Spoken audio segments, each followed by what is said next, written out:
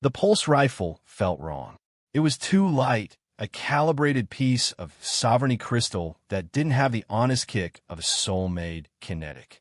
Cale Thorne stood between the Empress and 4 shimmering blades, his gardening calluses gripping the stolen weapon with the familiarity of a lover's hand. He didn't look like a husband. He looked like a breach. Everything was too bright for a moment. Then the muzzle flashed. The invitation to Zenith Point had arrived on a morning heavy with the scent of ozone and recycled air. It was supposed to be the victory lap for a peace Cale hadn't asked for, but had been ordered to symbolize. He stood in the transport airlock, smoothing the creases of a gray uniform that felt like a secondary skin, one that didn't fit the man beneath, which meant the sensors were already lagging. 12 days earlier, Cale had been focused on the grit of potting soil beneath his fingernails. It was a grounding ritual. In the center of a palace made of light and high-altitude silence, he had found a small corner on a balcony to grow rosemary. The Archduchess, Alara, had watched him from the archway with a gaze that could frost a starship's hull.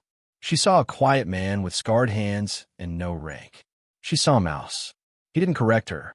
Truth is, it was easier to be the mouse than the ghost of Ghost Squadron Zero. The wedding ceremony had been a blur of silver-haired nobles and ancient songs that sounded like the mourning of whales.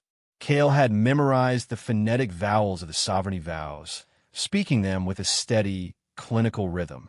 Then came the fireworks. They were blooms of violet and gold against the vacuum of space. Beautiful. Mathematical.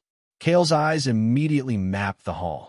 3 exits to the north, 1 service hatch, and a structural weakness in the crystal pillar to his left that could provide cover. A deep, concussive thrum rattled the station's floorboards. The sound wasn't gold. It was the heavy, wet resonance of a high-yield demolition charge. For a heartbeat, the silver hull vanished.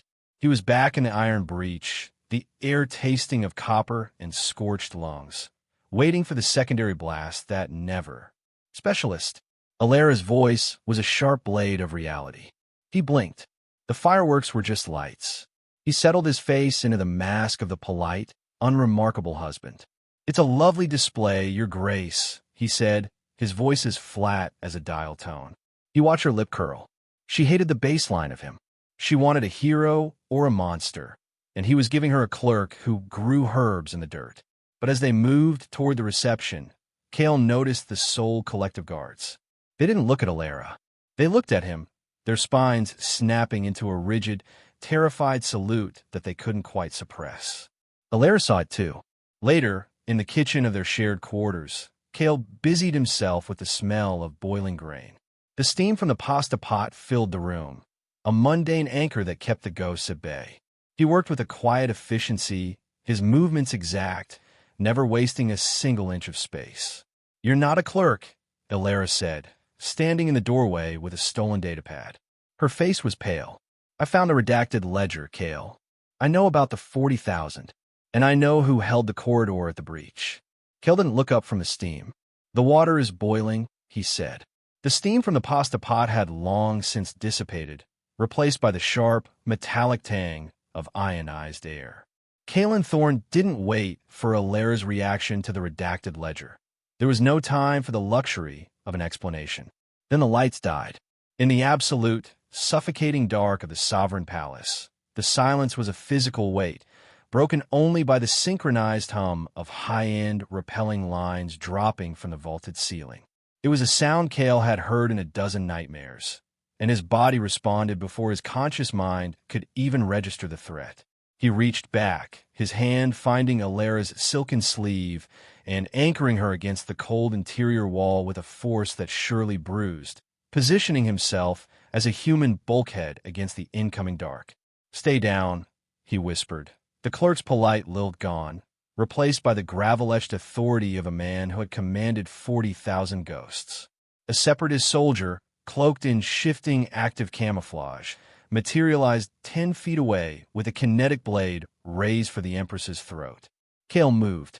It was a singular, explosive transition that defied the grace of the Elitheri, a brutal, soul-collective combat blink that closed the distance before the assassin could even flicker an eyelid. He didn't just fight, he dismantled. He redirected the assassin's momentum, a calculated kinetic theft that sent the soldier spiraling into the marble floor with the sickening, wet crunch of shattered ribs. Two more attackers emerged from the smoke, their rifles tracking the Archduchess. Cale's mind began to churn through the variables, the ballistic trajectories, and the casualty rates. Tors would have liked the odds on this one. He would have laughed, and the thought hit a wall of static as a round grazed Cale's shoulder. Pain was just data. He intercepted the second attacker, disarming him with a wrist lock so precise it seemed almost clinical, before using the stolen pulse rifle to sweep the corridor in a controlled, 3-round burst. The violence was absolute and terrifyingly efficient. He was a weapon that had been hidden in a garden, a dead man's trigger that had finally been pulled. By the time the palace's internal security rallied, the 4 primary assassins were either unconscious or beyond repair. Cale stood in the center of the ruin, his left arm hanging heavy and crimson, his gray uniform scorched and ruined. He looked at the Empress, then at Alara, whose golden eyes were wide with the realization that the man she had called a mouse had once burned a moon to save a species. What? Alara's voice was a ghost of sound. Cale looked at his scarred hands, the same hands that had gently shaped the earth around his rosemary plants just hours before. Because, he said, his voice weary with the weight of the iron breach, I wanted to see if I could grow something that didn't have to die. The gala was over, the peace held by a single, blood-stained thread, and the silence that followed was not empty. Kalen returned to the balcony as the alien sun began to rise. He didn't look at the medals the Empress had offered or the ledger Alara had finally closed. He knelt in the silver dust of the sovereignty soil, his fingers trembling as they reached for a single,